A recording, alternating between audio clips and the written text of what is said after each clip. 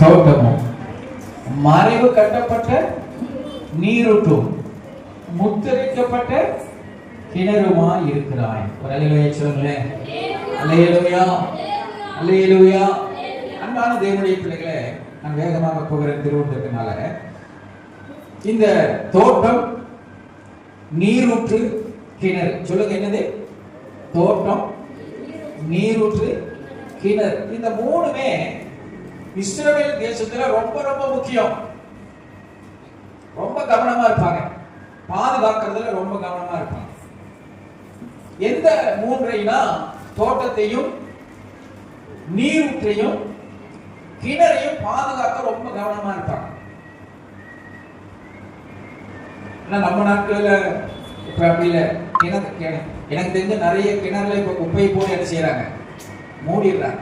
ஏன்னா போர் இருக்குது, பிரச்சனை இல்லை, டக்குனு போரை போட்டுக்கலான்னு போட்டுக்கிறாங்க. ஆனா இஸ்ரேல் தேசத்துல தோட்டம், நீரூற்று, கிணறு. ஏன்னா அங்க தோட்டம் தண்ணி கிடைக்காது. தண்ணி பாய்ச்சி ஒரு விவசாயம் செய்யறாங்கன்னா அதை கண்மணி போல பாதுகாத்து வளர்த்துவாங்க தோட்டம். அடுத்தது நீரூற்று. அந்த நீரூற்று மேல ரொம்ப கவனமா இருப்பாங்க. அடுத்தது கிணறு, அது மேலே ரொம்ப கவனமா. கிணறு மறைவு கட்டப்பட்டு வச்சிருப்பாங்க. நான் இலங்கை தேசத்துக்கு போயிருந்தப்போ ஒரு சர்ச்சுக்கு போயிருந்தேன். ஒரு பாஸ்டருடைய சர்ச்சுக்கு போயிருந்தேன். சர்ச்சுக்கு பக்கத்திலே வீடு. அங்க என்னன்னா வீட்டுக்குள்ள நீரூற்று, சுத்தியும் தண்ணி வந்துட்டே இருக்கும். அதுல இருந்து பைப் செட் பண்ணி ஒரு ரவுண்டா கட்டி அதுல இருந்து பைப் செட் பண்ணி வெளியே அவங்க தண்ணி விட்டுருக்காங்க. அதுல நைட்டு மக்கள் தண்ணி வந்துட்டே இருக்கும். அந்த பைப்ல தண்ணி வெளியே போயிடும். இவங்களுக்கு வேணுங்கிற தண்ணி அதுல இருந்து எடுத்துக்குவாங்க. சுத்தமா இருக்கும் அந்த நீரூற்று தண்ணி. தேவனுடைய பிள்ளைகளே, எருசலேம் தேசத்துல மிகவும் பாதுகாப்பாக பராமரிக்கக்கூடிய மூன்று காரியம் என்னன்னா இந்த தோட்டமும் நீரூற்றும் கிணறும். அதனாலதான் தேவன் அதை இங்க குறிப்பிட்டு சொல்லுகிறார். எல்லாவற்றுக்கும் பாருங்க, நீ அடைக்கப்பட்ட தோட்டம். தோட்டத்தை வேலி அடைத்து வைத்திருக்கிறார். அங்க சொல்லப்பட்டிருக்கிறது என் சகோதரியே, என் மனவாளியே சொல்லியிருக்கிறாரு. அது நமக்கு இப்ப வேண்டாம். அந்த இடத்துல அடைக்க நீ அப்படின்னு சொல்றாரு. யாரு நீ? யாரு? அடைக்கப்பட்ட தோட்டம். டக்குன்னு இந்த தோட்டத்துக்குள்ள ஆடோ மாடோ பன்றியோ புலிமுசலோ வந்து அந்த தோட்டத்தை என்ன செய்ய முடியாது, சேதப்படுத்த முடியாது. நீ அடைக்கப்பட்ட தோட்டம். அடுத்தது ஆண்டவர் சொல்கிறாரு, நீ மறைவு கட்டப்பட்ட நீரூற்று. நீரூற்று என்பது கிணறுனா ஆழமா இருக்கும். நீரூற்றுனா இல்லைங்க, அந்த தண்ணி மேலேயே வந்துடும். அத ஒரு மறைவு கட்டி அதுல இருந்து தண்ணி எடுத்துக் கொள்ளுவாங்க சுற்றி. அப்ப அத சொல்றாரு, நீ மறைவு கட்டப்பட்ட நீரூற்றும். அடுத்து சொல்லப்பட்ட முத்தரிக்கப்பட்ட கிணறுமா இருக்கிறார். மூணுமே பாதுகாப்புக்குரிய காரியங்கள். மறைவு, அடைக்கப்பட்ட தோட்டம், மறைவு கட்டப்பட்ட நீரூற்று, முத்திரைக்கப்பட்ட கிணறு. மூன்றுமே எதை குறிக்கிறதுனா சுருக்கமா சொல்கிறேன், பாதுகாக்கப்படக்கூடிய ஒன்று. அப்போ என் சகோதரியே, என் மனவாளியே, மனவாட்டியாகிய சபையை பார்த்து சொல்கிறார், சபைக்குள்ள இருக்கிற உங்களை பார்த்து சொல்கிறார், நீ அடைக்கப்பட்ட தோட்டமும் மறைவு கட்டப்பட்ட நீரூற்றும் முத்திரைக்கப்பட்ட கிணறுமா இருக்கிறார். சங்கீதம் 105வது சங்கீதம் 39வது வசனத்தை வாசிங்க. சங்கீதம் 105:39.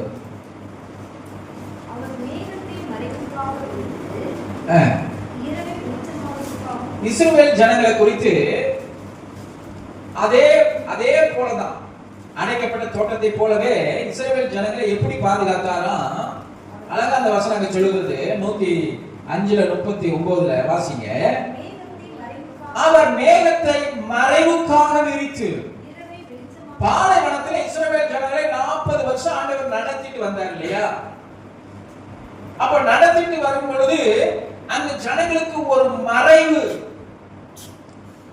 தோட்டத்துக்கு ஒரு மறைவு, நீரூற்றுக்கு ஒரு மறைவு, கிணற்றுக்கு ஒரு மறைவு இருக்கிறதை போல இஸ்ரவேல் ஜனங்கள் வனாந்தரத்தில் தங்கி இருக்கும் பொழுது அந்த ஜனங்களை மறைக்கும்படி, பாதுகாக்கும்படி, பகலிலே வெயிலாகிலும் இரவிலே குளிராகிலும் சேதப்படுத்த விடாதபடி. அல்லேலூயா, சத்தமா சொல்லுங்க அல்லேலூயா.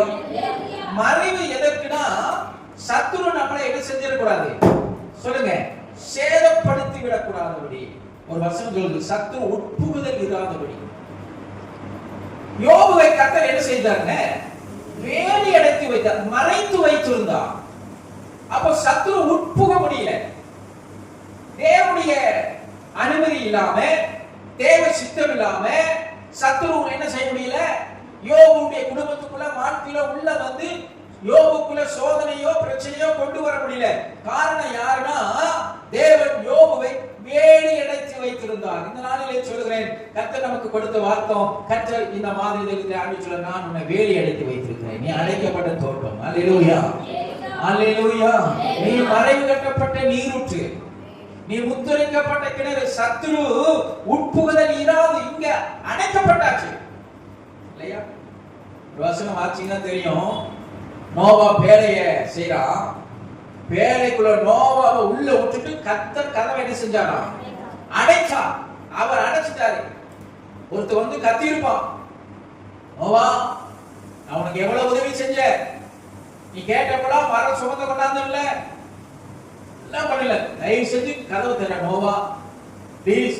என் பிள்ளைங்க வெளியே நிக்கிறாங்க, என் மனைவி நிக்கிறா, இல்ல சாக போறோம், கொஞ்சம் கதவு தர, எனக்கு மட்டும் கதவு தர அப்படின்னு கேட்டிருப்பாங்க. கேட்க மாட்டாங்க. சத்தமா சொல்லுங்க, கேட்டிருப்பாங்க. நாங்கெல்லாம் பெரிய பெரிய மீட்டிங்ல பொறுப்பா இருக்கும்போது அப்படி நிறைய பிரச்சனை வரும். எனக்கு மட்டும் அப்படிமா, எனக்கு மட்டும் செய்யலாம் அப்படிமா இல்லையா? எத்தனை பேர் கேட்டிருப்பாங்க. அதனாலதான் கர்த்தர் நோவாவே நினைச்சாலும் அந்த மறைவை என்ன செய்ய முடியாது, கதவை ஓபன் பண்ண முடியாது. கர்த்தர் அந்த கதவை அடைச்சிட்டாரு. தேவன் அடைத்தால் அதை ஒருவனும் என்ன செய்ய முடியாது, திறக்க முடியாது. தேவன் திறந்து விட்டுட்டார் நினைச்சுங்க, அதை ஒருவனும் அடைக்க முடியாது. தெரியாதனமா கர்த்தர் நம்முடைய வாழ்க்கையில நம்ம ஆண்டவருக்கு பிரியமில்லாம காரியத்துல போயிட்டு இருந்தோம்னா கர்த்தர் வேலையை அவரே எடுத்து போட்டுருவார். வேலையை எடுத்து போட்டுட்டாருன்னா கண்டது கடித உள்ள வந்து நம்ம வாழ்க்கையை என்ன செஞ்சிடும், வீணாக்கிட்டு போயிடும். ஆவிக்குரிய வாழ்க்கையும் உலக வாழ்க்கையும் வீணாக்கிட்டு போயிடும், நாசமாக்கிட்டு போயிடும். ஆனா சத்ரு நம்மை நாசப்படுத்த முடியாதபடி மறைவுக்குள்ளே அடைக்கப்பட்ட தோட்டமாக, மறைவு கட்டப்பட்ட நீரூற்றாக, முத்திரைக்கப்பட்ட கிணறாக கர்த்தர் நம்மை என்ன செய்திருக்கிறார் தெரியுமா, வேலி அடைத்து வைத்திருக்கிறார். அல்லேலூயா.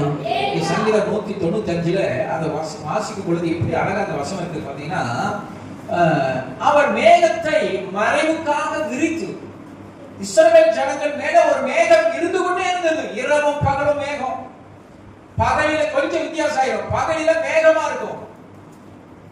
எவ்வளவு வெயில் அடிச்சாலும் அந்த வெயில் இஸ்ரவேல் ஜனங்களுடைய இருக்கிற இடத்துல தரையில படாது, கூடாரத்துல படாது, நிக்கிற இடத்துல படாது, நிழலா இருக்கும். அதே மேகம் இரவானால் அந்த வேதம் சொல்கிறது, இரவை வெளிச்சமாக்குவதற்காக என்ன செஞ்சாரு, அக்கினியையும் தந்தார். அல்லேலூயா.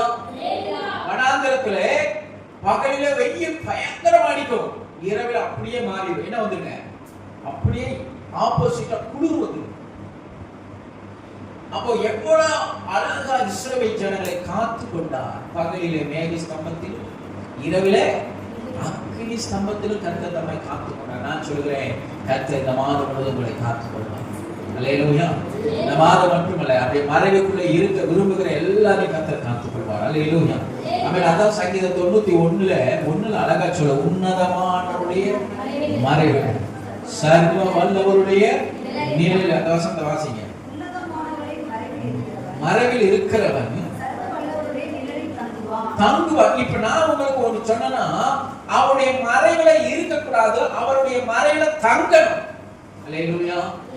இப்ப ஒரு பிரச்சனை வந்துச்சுன்னா யாராவது என்ன செய்வாங்க, ஒரு போராட்டம், ஒரு கஷ்டம் வந்துச்சுன்னா ஒடியாந்து, சின்ன பிள்ளைக்கு பாருங்க, யாராவது மிரட்டிட்டாங்கன்னா ஒடியாந்து அப்பா பக்கத்துல அம்மா பக்கத்துல நின்னுக்கும், குழந்தைங்க நின்னுக்கும்.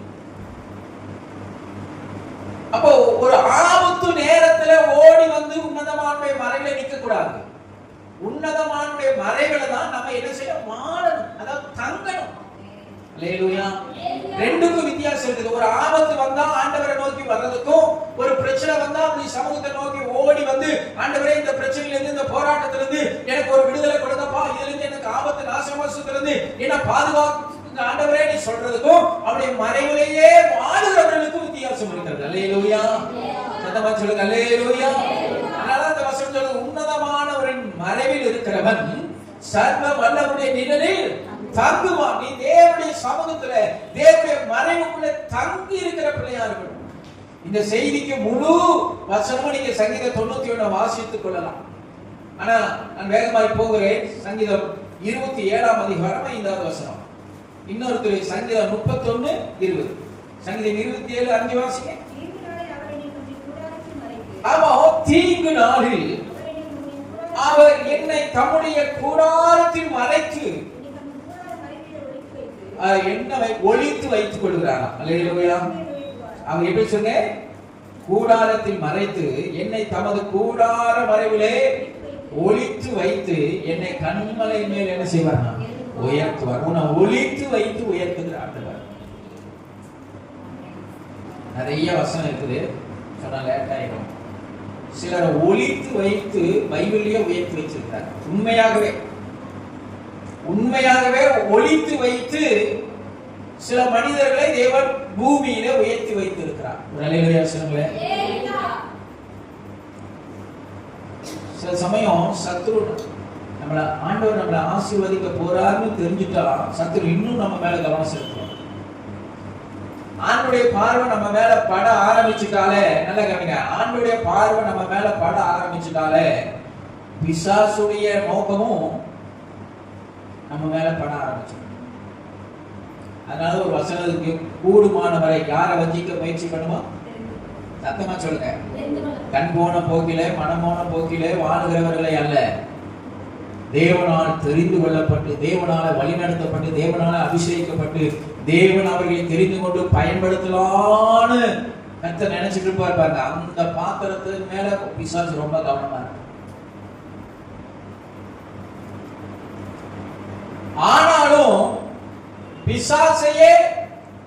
பிசாசின் தலையை நசுக்கி போட்ட ஆண்டவர், அவன் எவ்வளவு கண்ணமிட்டாலும், அவன் எவ்வளவு நோக்கமிட்டாலும், தேவன் உங்களையும் என்னையும் தம்முடைய கூடார மறைகளை ஒளித்து வைத்து அவர் நம்மை உயர்த்துவார். இப்ப உங்களை பார்த்து சொல்லுகிறேன், தேவன் உங்களை உயர்த்தணும்னா அவருடைய கூடார மறைவில் இருக்கணும்.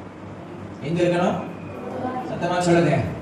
கூடார மறைவில் இருக்கணும். இப்போ ஒண்ணு ஆவியானவர் அந்த வசனத்தை எடுக்கவே இல்லை, திடீர்னு ஆவியானவர் வெளிப்படுத்துகிறாரு. ஏன் ஏசாம வெறுத்து யாக்கோபு ஆண்டவர் தெரிந்து கொண்டார் தெரியுமா? யாக்கோபு என்ன வாசியா இருந்தானா? சத்தமா சொல்லுங்க. கூடார வாசியா இருந்தான். கூடாரத்துக்குள்ள இருந்தான். நான் இப்ப சொல்லுகிறேன், கூடாரம் என்பது தேவனுடைய சமூகம், தேவனுடைய ஆலயம். அல்லேலூயா. நீ தேவனுடைய கூடாரத்துக்குள்ள இருந்தீனா கர்த்தர் உன்னை கண்மலையின் மேல் நிறுத்தி உன்னுடைய பாதங்களை உறுதிப்படுத்துவார். Praise the Lord. ஹல்லேலூயா. நீ தேவனுடைய கூடாரத்துக்குள்ள விட்டுட்டு வெளியே இருந்தீனா சில சமயம் பிசாசு உன்னை மலைக்கு கூட்டிட்டு போவான். தப்பா நினைச்சுக்காதீங்க. ஒரு பாட்டு ஞாபகத்துக்கு வாரா சொல்லு கார்த்திகா பாடு. நீ வாராய்னு ஒரு பழைய பாட்டு. என்ன பிரேஸ்புத்தர் அப்படித்தானே? எதுக்கு கூட்டிட்டு போவாங்க? ஞாபகத்துக்கு இல்லையா? எனக்கு ஞாபகம் வந்துச்சு. மலை மேல கூட்டிட்டு போய் என்ன செஞ்சிருவாங்க? சத்தமா சொல்லுங்க. தள்ளி விட்டு. ஆண்டவர் மலை மேல கூட்டிட்டு போய் உன்னை தள்ளி விடுறதுக்கு கூட்டிட்டு போக மாட்டாரு. உன் பாதங்களை உறுதிப்படுத்தி உன்னை வெளிச்சமாக, உலகத்துக்கு வெளிச்சமாக உன்னை பிரகாசிக்க பண்ணும்படி, உன்னை பட்டணத்துக்கு தூணாக ஆசீர்வாதமா இருக்கும்படி அவர் உன்னை மாற்ற அவர் சித்தமுள்ளவராக இருக்கிறார். அல்லேலூயா. சத்தமாக சொல்லுங்க. அல்லேலூயா. நீங்க தோட்டமா இருக்கலாம், நீங்க நீரூற்றா இருக்கலாம், நீங்க கிணறா இருக்கலாம், அது ஆசீர்வாதத்துக்கு அடையாளம். ஆனா எதா இருந்தாலும் அது மறைவுக்குள்ளே இருக்கணும். அல்லேலூயா.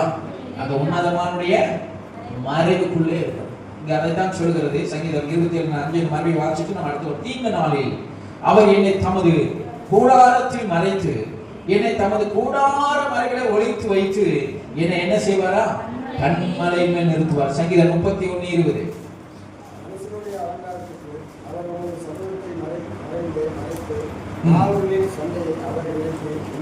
மனுஷனுடைய அகங்காரத்துக்கு அவர்களை உமது சமூகத்தின் மறைவில மறைத்து நாவுகளின் சண்டைக்கு அவர்களை விலக்கி உமது கூடாரத்திலே ஒளித்து வைத்து காப்பாற்றுவார். அல்லேலூயா. சத்தமா சொல்லுங்க அல்லேலூயா. ஆமென். Praise the Lord. இது பாருங்க, மனுஷனுடைய அகங்காரத்துக்கு, சில மனுஷங்க அகங்காரம் பண்றீங்க, அகங்காரத்துக்கும் மனுஷனுடைய நாவுக்கும். Praise the Lord. நான் ரொம்ப நாளைக்கு முன்னாடி ஒரு ஆளி பொண்ணு, நம்ம சர்ச்சுக்கு எது மாதிரி இருக்கிற பொண்ணு தான், நான் சும்மா கிண்டலுக்கு ஒரு வார்த்தை சொல்லிட்டேன், கிண்டலுக்கு தான் சொன்னேன். சும்மா ஒரு பண்ண அந்த பாஸ்டர் நீங்க சொல்லலாமா அப்படின்னு சொல்லி, இந்த வார்த்தையை காலையில நீங்க சொல்லலாமான்னு. உடனே எனக்கு மனசு கஷ்டமாச்சு. ஐயோ, அந்த பொண்ணுக்கு பாருங்க அந்த வார்த்தை கஷ்டமாயிடுச்சு. நம்ம தமாசுக்கு சொன்னது பாஸ்டர் நீங்க பாஸ்ட் வார்த்தைக்கு சொல்லிட்டீங்க காலையில. உண்மையாக யோசிச்சு பார்த்தோம், எனக்கு ரொம்ப கஷ்டமாயிடுச்சு. நம்ம நகைச்சுவைக்கு சொன்னா கூட அந்த பொண்ணுடைய மனசு அது பாதிக்கப்பட்டுச்சேன்னு சொல்லிட்டு உடனே இந்த வாமா அப்படின்னு சொல்லி கூப்பிட்டு 2 வார்த்தை பிளஸ் பண்ணி கை வச்சு ஜெபம் பண்ணி அனுப்பிச்சேன். சங்கடப்படாம போனோம். உண்மையில தேவ பிள்ளைகளை, சில மனுஷனுடைய நாக்கு, உங்க நாக்கு நல்ல நாக்கா இல்லையா? சொல்லுங்க, என்ன நாக்கு? எனக்கு தெரிஞ்சு ரொம்ப நாளைக்கு முன்னாடி ஒரு ஃப்ரெண்ட் இருந்தான், அவன் கருநாக்குமாங்க. அவன் சொன்னா நடந்துடும். பெரிய பரிசுத்தவான் கிடையாது, ஆண்டுடைய பிள்ளையும் கிடையாது, ஆண்டுடைய கிறிஸ்டின் தான், ஆனா அந்த அளவுக்கு பெரிய பரிசுத்தவான் கிடையாது. ஆனா சிலருக்கு அப்படி நாக்கு இருக்குது. என்ன நாக்கு சொல்லுங்க அப்படின்னு உலகத்தில் சொல்லுவாங்க, சொன்னா நடந்துடும். பசங்க சொல்லுவாங்க, மனுஷனுடைய அகங்காரத்துக்கு அவர் சமூகத்தின் மறைவிலே மறைத்து நாவுகளின் சண்டைக்கு. நம்ம வாழ்க்கையில மேல வரணும்னு நைட்டு பகலும் போய் உழைப்போம். வேலை இல்லைன்னா வீட்டுல உட்கார மாட்டோம். பக்கத்துல இருக்கிற கம்பெனிட்ட கேட்டுட்டு அங்க போடுவோம். அவன் சும்மா உட்காந்துட்டு இவங்களுக்கு எல்லாம் வேலை இருக்குது பாரு. ஏப்பா நம்ம ஏதோ கடன் அடைக்கணும், அதை செய்யணும், இதை செய்யணும்னு அங்கேயும் தேடி ஓடுறோம். அவன் தேட மாட்டான், வீட்டுல உட்காந்துக்குவான். ஆனா நான் இருக்குது பாருங்க, வருஷம் 365 நாள் இங்க போயிடறாங்க. எப்படித்தான் இவங்களுக்கு திருப்பூர்ல வேலை கிடைக்குதோ, அவன் சும்மா உட்காந்துட்டே இருப்பான். அதான் மனுஷனுடைய அகங்காரத்துக்கு நம்ம அவன் கண்ணுல பற்றுவோம் பாருங்க. மனுஷனுடைய, சத்தமா சொல்லுங்க, அகங்காரத்திற்கு அவர்களே ஒரு சமூகத்தின். அப்ப இதுக்கெல்லாம் கர்த்தர் நம்மளை மறைக்கணும். சில மனுஷனுடைய கண் பார்வைக்கு கர்த்தர் நம்மளை என்ன செய்யணும்? சத்தமா சொல்லுங்க, மறைக்கணும். சில மனுஷனுடைய நாவுக்கு கர்த்தர் நம்மளை என்ன செய்யணும்? மறைக்கணும். என்னைக்காவது ஒரு புது ட்ரெஸ் போட்டுருப்போம், உடனே சொல்லுவாங்க 6 வாரம் புது ட்ரெஸ் போடுறாங்கப்பா. பணம் எங்க இருந்து வருதுன்னு தெரியுமா? எங்கடா மணியனா பணம் வச்சிருக்கிறீங்க? ஸ்தோத்திரம். நாவு ரொம்ப முக்கியம். அதனாலதான் அடிக்கடி நம்ம ஜெபிக்கிறப்போ மனுஷனுடைய கண் பார்வை, நாவு, அப்படி எண்ணம், இதெல்லாம் இந்த மனுஷனுடைய கிரியில் இருந்தெல்லாம் நம்ம என்ன செய்யப்பட வேண்டும்? மறைக்கப்பட வேண்டும். அப்ப எது மறைக்கணும்? கர்த்தருடைய மறைவிடம் தான், கர்த்தருடைய பிரச்சனை தான் நம்ம மறைக்கணும். அல்லேலூயா. சத்தமா சொல்லுங்க அல்லேலூயா. இன்னொரு வசனம் சங்கீதம் 91 14 16 வாசிங்க. சங்கீதம் 91 14 16 வரை. அவன் என்னிடத்தில் வாஞ்சியா இருக்கிறபடியா இதெல்லாம் எல்லா பிரச்சனைக்கும் நாம் விடுவிக்கப்பட வேண்டும் என்று கர்த்தர் ஒரு வார்த்தை சொல்கிறார். அவன் என்னிடத்தில் வாஞ்சியா இருக்கிறபடியா அவனை விடுவி. இப்படி மனுஷனுடைய அகங்காரத்திற்கு, மனுஷனுடைய நாவுக்கு சண்டைக்கு இழுப்பாங்க. எப்படி இழுப்பாங்க? நம்ம போனா, நம்ம அமைதியா இருந்தாலும் நாக்குல ஒரு வார்த்தை சொல்லி என்ன செய்வாங்க? சண்டைகள். இப்படிப்பட்ட காரியத்திற்கெல்லாம் அவர் என்னிடத்தில் வாஞ்சியா இருக்க அவனை விடுவிப்பேன், என் நாமத்தை அவன் அறிந்திருக்கிறபடியால் அவனை உயர்ந்த அடைக்கலத்தில் என்ன செய்வேன்? வைப்பேன். அவன் என்னை நோக்கி கூப்பிடுவான், நான் அவனுக்கு மறுபுத்தூர் அருளி செய்வேன். ஆபத்தில் நானே அவனோடு பிறந்து அவனை தப்புவித்து அவனை கனப்படுத்துவேன். அல்லேலூயா. நான் இப்ப சொல்லுகிறேன் தேவ பிள்ளைகளே, நீ கர்த்தருடைய மறைவுக்குள்ள இருந்தீனா எந்த பிரச்சனையும் அவன் மனுஷனுடைய அகங்காரங்களும் சரி, மனுஷனுடைய நாவும் சரி, மனுஷனுடைய கண் பார்வையும் சரி, பிசாசுடைய தந்திரங்களும் சரி, இப்படி இன்னும் சொல்ல போனா மந்திரமானாலும் சரி, யாக்கோபுக்கு விரோதமான மந்திரம் இல்ல, இஸ்ரவேலுக்கு விரோதமான குறிச்சொல், இப்படிப்பட்ட காரியங்கள் எதுவா இருந்தாலும் சரி, நான் சொல்லுகிறேன் உன்னதமானுடைய மறைவில் இருக்கிறவர்களுக்கு எந்த விதமான பாதிப்பையும் கொண்டு வராது. அல்லேலூயா. சத்தமா சொல்லுங்க அல்லேலூயா. ஆமென். நீ நீரூற்றுதான், உன்னால நிறைய ஆசீர்வதிக்கப்படுவாங்க. நீ அணைக்கப்பட்ட தோட்டமா இருக்கிற, நீ ஒரு தோட்டம். ஆமென். சொல்ற சத்துரு உன்னை சேதப்படுத்த நினைப்பான், ஆனா உட்புகுதல் இராதபடி கர்த்தர் உன்னை வேலி அடித்து வைத்திருக்கிறார் என்பதை மறந்துவிடாதே. அல்லேலூயா. அல்லேலூயா. இந்த நினைப்பு உங்களுக்கு வரணும். கர்த்தர் என்னை வேலி அடிச்சு வச்சிருக்கிறாருங்கிற நினைப்பு வரணும். கர்த்தருடைய மறைவுக்குள்ள நான் இருக்கிறங்கிற நினைப்பு வரணும். இந்த நினைப்பு, அந்த எண்ணம் எப்பொழுதுமே உங்களுக்குள்ள ஓடிட்டே இருக்கும்.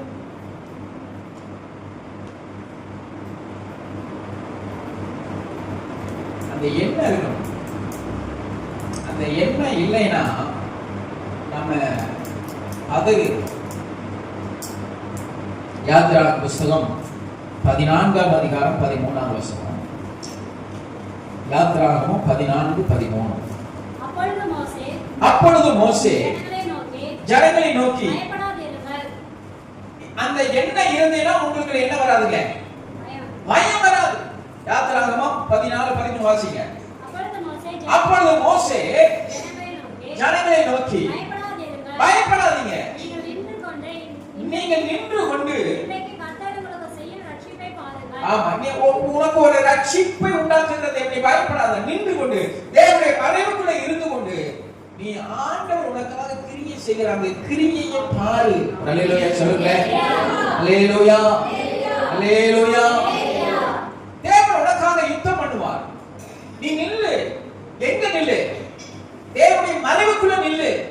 தேவனுடைய பாதுகாப்புக்குள்ள நின்னு தங்கிட்டு, அதை விட்டு வெளியே வந்துடாத. அவனுடைய சமூகத்துல நின்னுட்டு கர்த்தர் உனக்காக யுத்தம் பண்ணுகிறதை நீ பார்க்க முடியும். அல்லேலூயா.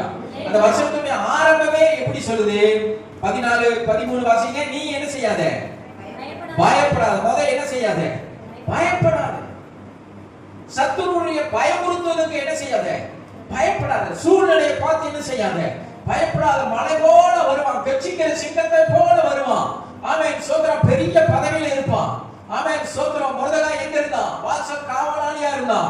ஆமான் எங்க இருந்தான்? ராஜாவோடு சிங்காசனத்துக்கு பக்கத்துல உட்கார்ந்து இருந்தான். மொர்தெகாய் பெரியாளா, ஆமான் பெரியாளா? சொல்லுங்க. மொர்தெகாய் எங்க இருந்தான்? வாசல் காவலாளி. ஆமான் எங்க இருந்தான்? ராஜாவுக்கு அடுத்த சீட்ல உட்கார்ந்துட்டு இருக்கிறான். யாரு பெரியாள்? ஆமான் தான் பெரியாள். நீ எவ்வளவு பெரிய ஆளா இருந்தாலும் வாசலில் உட்கார்ந்துட்டு இருந்த மொர்தெகாய் தேவனுடைய மறைவுக்குள்ளே இருக்கிற மனிதன். அல்லேலூயா. அவன் தொட முடியாது. உன்னை தொடுகிறவன் அவருடைய கண்மணியை தொடுகிறான். உனக்கு விரோதமாய் ஒரு வழியாய் வருகிறவன் 7 வழியா ஓடி போவான். ஏன் ஓடி போவான்? நீ அவருடைய மறைவுக்குள்ள இருக்கிற, உன்னை தொட முடியாது. அதனாலதான் தாவீது அழகா சொல்றான், ஒரு சேனையே வந்தாலும் நான் பயப்பட மாட்டேன். நீர் என்னோடு கூட இருந்தா நான் ஒரு சேனைக்குள்ளும் பாய்வேன். ஒரு அல்லேலூயா சொல்றேன். நான் ஒரு சேனைக்குள்ளும் பாய்வேன், ஒரு மதிலையும் தாண்டுவேன். காரணம், நீ என்னோடு கூட இருக்கிற, உங்களுடைய மறைவுக்குள்ள இருக்கிற, உங்களுடைய பாதுகாப்புல இருக்கிற. சத்துரு என்ன செய்ய முடியும்? ஒண்ணுமே செய்ய முடியாது. ஆமென் சொல்லுங்க. சத்தமா சொல்லுங்க. ஆமென். அல்லேலூயா. அப்படிப்பட்ட நினைப்போடு இருந்த 2 மனிதர்களை நம்ம சுருக்கமா பார்த்துட்டு நம்ம இந்த செய்தியை முடிச்சலாம். 2 பேர். ஒண்ணு நமக்கு எல்லாருக்கும் தெரிந்த தாவீது தான். 1 சாமுவேலின் புஸ்தகம் 17ஆம் அதிகாரம் 45ஆம் வசனம். 1 சாமுவேலின் புஸ்தகம் 17:45. அதற்கு தாவீது பெலிஸ்தரை நோக்கி, நீ பட்டயத்தோடும் ஈட்டியோடும் வருகிறாய், நானோ ஆமென் கர்த்தருடைய நாமத்தினாலே என்ன செய்கிறேன்? வருகிறேன். உங்களுக்கு தெரியும், கோலியாத்தை கண்டு அன்றைய ராஜாவாகிய சவுல் பயந்தான். சவுலுடைய சேனைகள் பயந்தது. உங்களுக்கு தெரியுமா? தாவீது ராஜாவாகும் பொழுது அல்லது தாவீது மலையில ஓடி ஒளிந்து பொழுது தாவீதோடு கூட எத்தனை பராக்கிரமசாலிகள் இருந்தார்கள் என்று சொல்லி 4ஆம் புத்தகத்துல நீங்க எடுத்து வாசிங்க. தாவீதோடு கூட நிறைய பராக்கிரமசாலிகள் இருந்தார்கள். தாவீது இருந்தப்ப மட்டும் இல்ல, சவுலோடும் நிறைய பராக்கிரமசாலிகள் இருந்தார்கள். ஆனா என்ன தெரியுமா, அவர்கள் தங்களுடைய பலனை அறிந்து கொள்ளவில்லை. யுத்தம் பண்ணுகிறவர் நான் அல்ல, என்னோடு கூட இருக்கிற ஆண்டவர் என்பதை சவுலும் சவுலோடு இருந்த சேனைகளும், இன்னும் சொல்லப்போன பராக்கிரமசாலிகள் கூட மறந்து போனார்கள். சுயபலத்தை நம்பினார்கள், சுய ஞானத்தை நம்பினார்கள். நான் தேவனுடைய பாதுகாப்புக்குள்ள இருக்கிற எண்ணமே யாருக்கு வரல. ஆனா தாவீதுக்கு ஒரு எண்ணம் இருந்தது. அவன் கோலியாத், வேதம் சொல்லுது கோலியாத் ஒரு அரக்கன், ஒரு பெரிய பராக்கிரமசாலி, சிறு வயதிலே யுத்த வீரன். அதை குறித்து தாவீதுக்கு கவலையே இல்லை. நான் கர்த்தருடைய நாமத்தில் வருகிறேன், நான் கர்த்தருடைய பிள்ளை, நான் தேவனுடைய மறைவுக்குள்ள இருக்கிறேன். நான் இன்னைக்கு இந்த கோலியாத்தை உங்க சொல்லுங்க, இன்னைக்கு இந்த பிரச்சனையை, இன்னைக்கு இந்த போராட்டத்தை நான் வெட்டி வீழ்த்தி உன்னை ஆகாயத்து பறவைக்கு நான் இரையாக்கி போடுவேன். அல்லேலூயா. ஏங்க ஒரு சேனையே பயப்படுது, ஒரு ராணுவமே பயப்படுது. நான் சொல்றது ஒரு மனுஷங்களை கண்டு சவுலும் சவுலோட சேனையே பயப்படுது. ஏன் தாவீதுக்கு பயப்படல? தாவீது ஏன் பயப்படல? அவன் கர்த்தர் மேல வைத்த நம்பிக்கையில இருக்கிறான். கடைசியா பாத்தீங்கன்னா அவனுடைய ஈட்டி மேல பட்டயங்களை எடுத்துட்டு போகவும் விரும்பல. அவனுக்கு ஈட்டி பட்டயம் எல்லாம் கொடுத்தாங்க. அவன் சொன்னான், கர்த்தர் ஈட்டினாலும் பட்டயத்தினாலும் ரட்சிக்கிறவர். சத்தமா சொல்லுது, ஈட்டினாலும் பட்டயத்தினாலும் ரட்சிக்கிறவர் அல்ல. எங்கிட்ட இருக்கிறது போதும், உனக்கு இருக்கிற இந்த பலத்தோடு போ, உன்னை அனுப்புகிறவர் நான் அல்லவா. எங்கிட்ட இருக்கிறது போதும் போதும். கர்த்தரை நோட் கொடுக்கிறானா, சின்ன ஆளுதான், எங்கிட்ட பலன் இல்லதான். அதனால கோலியாத் தாவீதை அற்பமா பார்த்தான். கோலியாத் தாவீதை எப்படி பார்த்தாங்க? அற்பமா பார்த்தான். அந்த கோலியாத்துக்கு அறிவில்லை. நான் சொல்கிறேன், தாவீதுக்குள்ள இருக்கிற ஒருவனை அவன் பார்க்க மறந்து போய்விட்டான். அல்லேலூயா. தாவீதுக்குள்ள ஒருவர் இருக்கிறார். அவர் வானத்தையும் பூமி உண்டாக்கின ஜீவனுள்ள தேவன். அவர் ஒருவரே யுத்தத்தை செய்கிறவர். அவர் ஒருவரே ஜெயத்தை கொடுக்கிற தேவன். அல்லேலூயா. அந்த தேவன் தனக்குள்ள இருக்கிறார் என்கிற விடையேறப்பட்ட நம்பிக்கையோடு தாவீது போனா கோலியாத்தை முறியடித்தான். அதுக்கப்புறம் தாவீதுக்கு ஒரு பாட்டு வந்தது, ஜனங்களுக்கு பாட்டு வந்தது. ஜனங்கள் எல்லாம் சேர்ந்து பாடினாங்க, சவுல் கொண்டது 1000, தாவீது கொண்டது. அப்ப சவுலுக்கு பொறாம வந்துச்சு. நீ பொறாமப்பட்டு என்ன பிரயோஜனம்? நீ செயல்படலையே. தாவீதுக்கு அந்த நம்பிக்கை இருந்தது. நான் சொல்லுகிறேன், யாராருக்கெல்லாம் கர்த்தருடைய மறைவுக்குள்ள நான் இருக்கிறேன், நான் அவருடைய உள்ளங்கையில வரைந்து வைத்திருக்கிறாரு. அவரால் அடைக்கப்பட்ட தோட்டம், அவரால் மறைவு கட்டப்பட்ட நீருற்று, அவரால் முத்திரிக்கப்பட்ட கிணறு, அவர் என்ன மூடி மறைத்திருக்கிறார். உன்னதமான மறைவிலே சர்வ வல்லவருடைய நிலையில நான் இருக்கிறேன். சத்துரு என்ன தொட முடியாது. 100% எந்த அளவுக்கு நீங்க விசுவாசிக்கிறீங்களோ அந்த விசுவாசமே உலகத்தை, சத்தமா சொல்லுங்க, விசுவாசமே உலகத்தை ஜெயிக்கும். எந்த பிரச்சனையா இருந்தாலும் சரிங்க, தாவீதை போல விசுவாசத்தோட போங்க. அவ கோலியாத்து தான், உக்கரைக்கிறவன் தான், மிகப்பெரிய பட்டயத்தை வைத்திருக்கிறவன் தான். அவனை பார்த்து ஒரு சேனையே பயப்படுதான். நீங்கள் நான் பயப்பட வேண்டியது அவசியம் இல்லை. நம்மை அழைத்தவர், அவனையும் உண்டாக்கினவர். அல்லேலூயா. கோலியாத்தையும் உண்டாக்கினவர் தான் நம்மை அழைத்தவர், நம்மை தெரிந்து கொண்டவர், நம்மை அபிஷேகித்தவர், நம்மை நடத்துகிறவர். நீங்க சத்துருடைய எந்த காரியத்துக்கும் நீங்கள் பயப்பட வேண்டிய அவசியம் இல்லை. கோலியாத்தை பார்த்து தாவீதுக்கு என்னளவு பயம் இல்லை. இன்னும் சொல்ல போனா, வெளிப்படையா சொல்ல போனா, தாவீது வீர வசனம் பேசிட்டு போறான். என்ன வசனம் பேசுறாங்க? சத்தமா சொல்லுங்களேன். வீர வசனம் பேசுறான். எப்படி பேசுறான் பாருங்க. இன்றைய தினம் கர்த்தர் உன்னை என் கையில் ஒப்பு கொடுப்பார். இதுதான் விசுவாசம். இன்னைக்கு ஒரு தலையை வெட்ட போறேன் அப்படின்னு சொல்லல.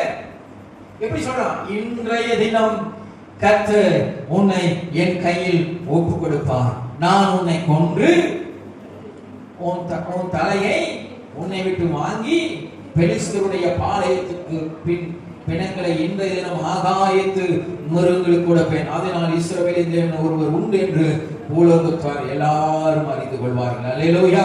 47 கர்த்தர் பட்டயத்தினாலும் ஈட்டினாலும் ரட்சிக்கிறவர் அல்ல என்று இந்த ஜன கூட்டத்தை எல்லாம் அறிந்து கொள்ளும் யுத்தம் கர்த்தருடையது. அவர் உங்களை எங்கள் கையில் ஒப்புக் கொடுப்பார். அல்லேலூயா. இந்த சவுளுடைய கூட்டத்தாரும் கோலியாத்துடைய கையில் இருக்கிற பட்டயத்தை பார்க்கிறார்கள், அவனுடைய யுத்த திறமையை பார்க்கிறார்கள், அவனுடைய ஈட்டியை பார்க்கிறார்கள். ஆனால் தாவீதுடைய பார்வை வேற. தாவீதுடைய பார்வை என்ன தெரியுமா? யுத்தம் கர்த்தருடையது. கர்த்தர் பட்டயத்தினாலும் ஈட்டினாலும் ரட்சிக்கிறவர் அல்ல. அதனாலதாங்க ஒரு சின்ன கவன்களை நம்பி போனா, ஒரு சின்ன கவன்களை நம்பி போனா. கோலியாத்து சொன்னா, கவன்களை எடுத்துட்டு வர, ஈட்டி இந்த நம்ம உண்டிவில் எடுத்துட்டு வர, ஒரு சின்ன கல்லை எடுத்துட்டு வர, நான் நாயா சின்ன குருவிகளை காக்கா குருவிகளை நாய் அடிக்கிறதுக்கு இந்த உண்டியில பயன்படுத்தினாங்க நாயா? நான் மகா பராக்கிரமசாலி, நான் யுத்த வீரன்ட்டு வந்தான். இமைப்படுதலை கர்த்தர் அவனை தட்டி கீழே வீழ்த்தி போனார். அல்லேலூயா சொல்லுங்க. விழுந்ததுக்கு காரணம் என்ன? தாவீதுடைய பராக்கிரமமா? தாவீதுடைய யுத்த திறமையா? இல்ல. தாவீதுக்குள்ள ஒரு நினைப்பு இருந்தது, நான் ஆண்டவருடைய மறைவுக்குள்ள இருக்கிறேன், எனக்கு விரோதமா எழுப்புகிறமா, இதை என்ன செய்யாது, வாய்க்காமல் போகும். அந்த நம்பிக்கையோட நீங்க ஆண்டவருக்குள்ள இருக்கணும். எனக்கு விரோதமா மலையே புறப்பட்டு வந்தாலும் அவை காற்று பதறடிக்கு பதரை போல், மலை ஒரு ஊட்டி போல இருக்கிறது, கொடைக்கானல் போல இருக்கிற மலை காற்று பதறிக்கு பதரை போல காணாம போகுமா? நான் சொல்லுகிறேன், விசுவாசிங்க, உனக்கு விரோதமா எவ்வளவு பெரிய பிரச்சனை வந்தாலும் நீ ஆண்டவருடைய மறைவுக்குள்ள தைரியமா இருந்து ஜெபம் பண்ணி பாரு, அவ பதரை போல காணாமல் ஓடி போகும். அல்லேலூயா சொல்லுங்க. அல்லேலூயா. இரண்டாவது அதே தானியேல் 6ஆம் அதிகாரம் 10வது வசனம். தானியேலின் புத்தகம் 6ஆம் அதிகாரம் 10வது வசனம். வேகமா. தானியேலோ என்றால் பத்திரத்துக்கு கையெழுத்து வைக்கப்பட்டது என்று அறிந்த பொழுதும் தன் வீட்டுக்குள்ளே போய் மேல் அறையிலே இஸ்ரவேலுக்கு நேராக பலகணிகளை திறந்து அங்கே, இதை கவனிங்க, அங்கே தான் முன் செய்து வந்தபடியே தினமும் 3 வேளையும் என் தேவனுக்கு முன்பாக முழங்கால் படியிட்டு ஜெபம் பண்ணி ஸ்தோத்திரம் செலுத்தினான். அல்லேலூயா. என்ன பண்ணாங்க? ஒரு கூட்டு சதி பண்றாங்க. என்ன சதி? அங்க இருக்கிற மனிதர்கள் போய் ராஜாட்ட போய் சொல்றாங்க, 30 நாள். எத்தனை நாள்? சத்தமா சொல்லுங்க. எத்தனை நாளுமா? 30 நாள்னா ஒரு மாசம். சொல்லுங்க பாப்பா, 30 நாள் எத்தனை நாள்? எத்தனை வாரம்? 4 வாரம். சரி, கரெக்டா சொல்லிட்டேன். சரி, ஒரு மாசம். அந்த வசனத்தை வேணா வாசிங்களே, 7வது வசனம் வாசிங்க. எவனாகிலும் 30 நாள் வரையிலும்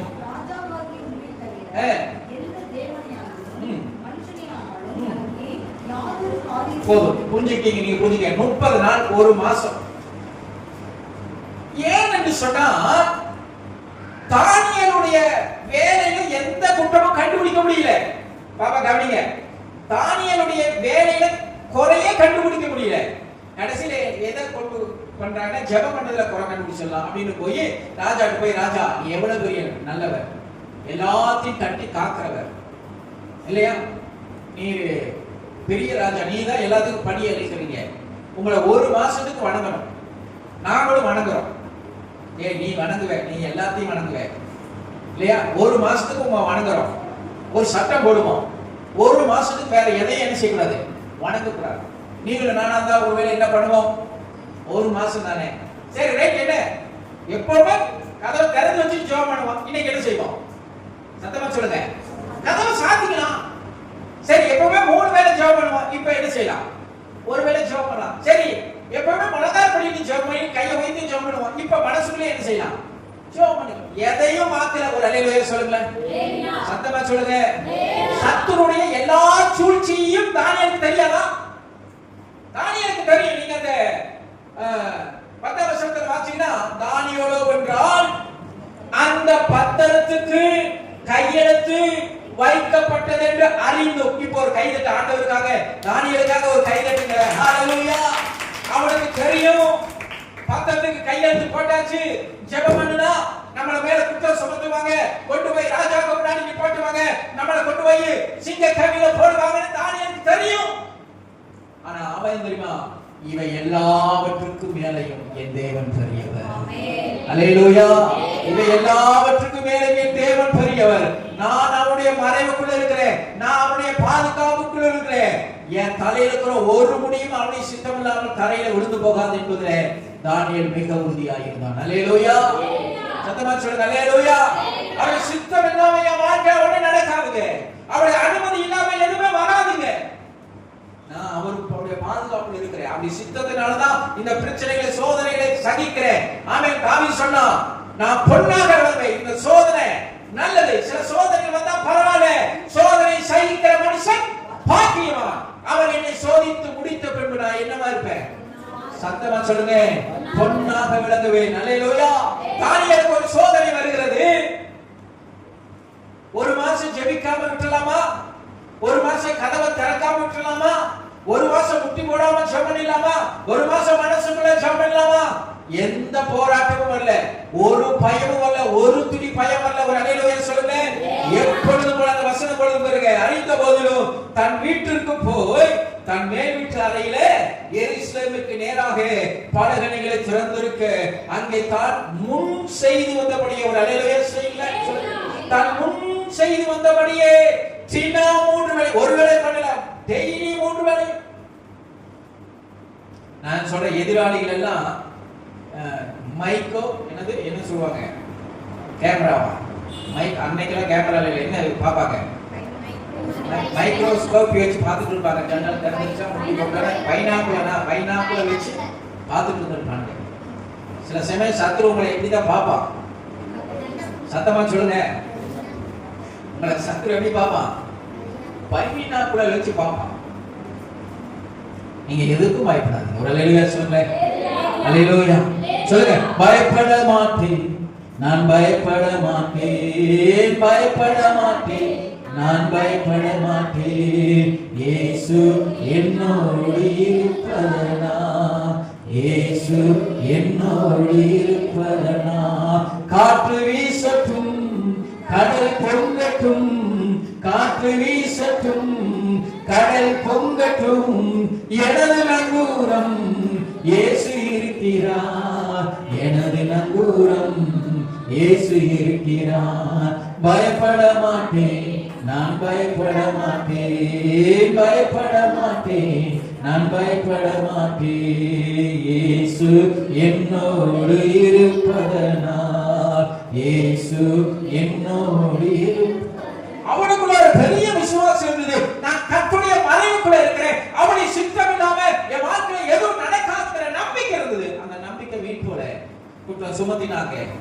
ராஜாவுக்கு திகச்சு இழுவரி சண்டை போட்டு அதை மீறி தேவன் வணங்கினார். சட்டத்தை காட்டிலும் என் தேவன் பெரியவர், ராஜாவை காட்டிலும் என் தேவன் பெரியவர், எல்லாத்தையும் பெரியவர். அவருக்கு தான் நான் கீழ்ப்படிய கொண்டு போனாங்க.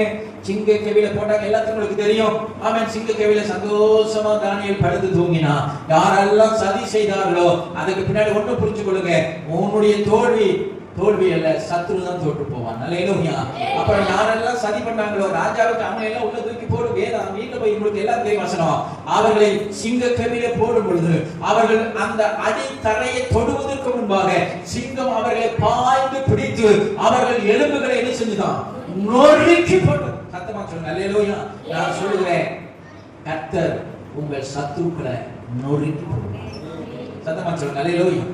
ஆமென். சொல்லுங்க, உங்க கை அப்படி சொல்லுங்க, கையை நீட்டி சொல்லுங்க. என் ஆண்டவர் என் சத்துருக்களை நொறுக்கி போடுவார். அல்லேலூயா.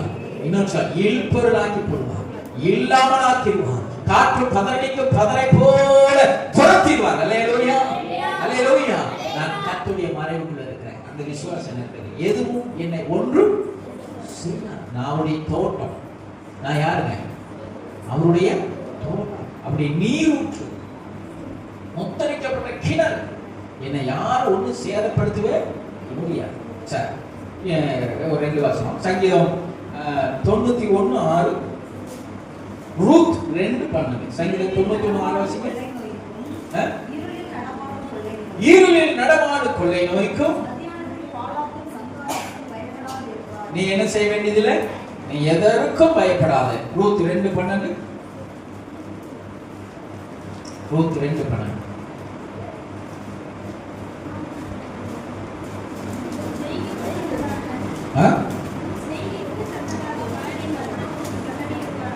உன் செய்கைக்கு தக்க பலனை கர்த்தர் உனக்கு கட்டளையிடுவாராக. இஸ்ரவேலின் தேவனாகிய கர்த்தருடைய செட்டைகளின் கீழ் அடைக்கலம் தான் மறைவு, அடைக்கலமாய் வந்து உனக்கு அவராலே நிறைவான பலன் கிடைப்பதாக என்றார். அல்லேலூயா, ஆமென். நான் இந்த வசனத்தை சொல்லி இந்த 8வது மாதத்தின் 1வது வாரத்தில் உங்களை பிளஸ் பண்ணுகிறேன். இஸ்ரவேலின் தேவனாகிய கர்த்தருடைய செட்டையின் கீழ் அடைக்கலமாய் மறைவிடத்தில் வந்த உங்களுக்கு அவராலே நிறைவான பலன் வருவதாக. அல்லேலூயா, நிறைவான பலன் வருவதாக. உங்கள் குறைவுகள் எல்லாம் கிறிஸ்துவுக்குள்ள என்னாலும் நிறைவாகட்டும். அப்படி மறைவுக்குள்ள இஸ்ரவேலின் தேவனாகிய கர்த்தருடைய சட்டையில கீழே இருக்கிறீங்க. எத்தனை பேர் சொல்றீங்க? அப்படியே சட்டை, அப்போ உனக்கு நிறைவான பலன் வரும். உன்னுடைய குறைகள் எல்லாம் நிறைவாகும். கர்த்தர் உங்களை ஆசீர்வாதமாய் நடத்துவார். விசுவாசத்தோடு இருங்க. நீங்க அவருடைய உள்ள கையிலே மறைக்கப்பட்டிருக்கிறீங்க. அல்லேலூயா, அவருடைய ரத்த பாதுகாப்பின் கோட்டைக்குள்ள இருக்கிறீங்க. சத்துருடைய உட்புகுதல் இராது. சத்துரு ஒரு நாள் உங்களை சேதப்படுத்த முடியவே முடியாது. கர்த்தர் நம்மை